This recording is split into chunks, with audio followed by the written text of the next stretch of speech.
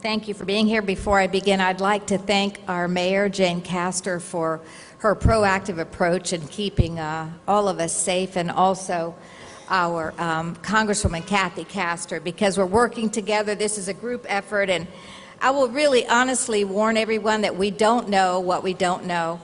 And because a patient could not, you couldn't even express symptoms for almost 12 days and not realize that you're out and infecting people. And if you think you're young and you'll be okay, and your kids are young and they'll be okay, I ask everyone to think about your grandparents and think about your parents and think about those whose health is somewhat compromised.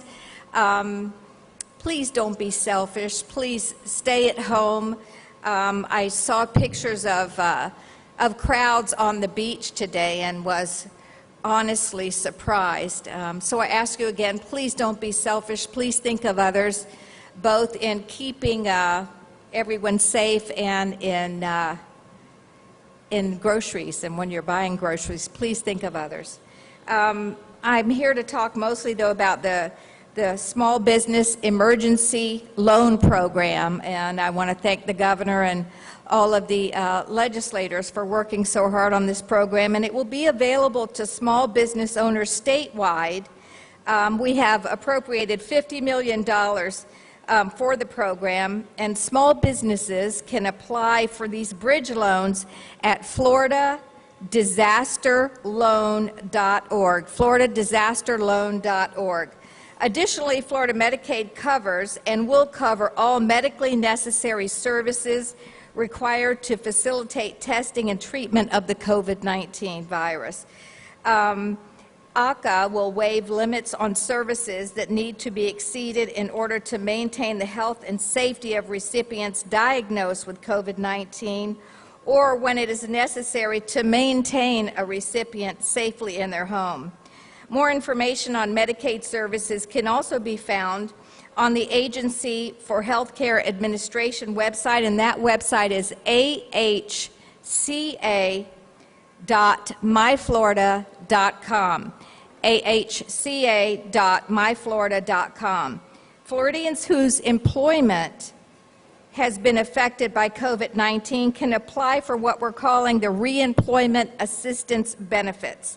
Individuals who are separated from their employment because of COVID-19 will file for reemployment assistance benefits in the same manner as individuals who are unemployed for reasons other than COVID-19, and the same way that they file for benefits.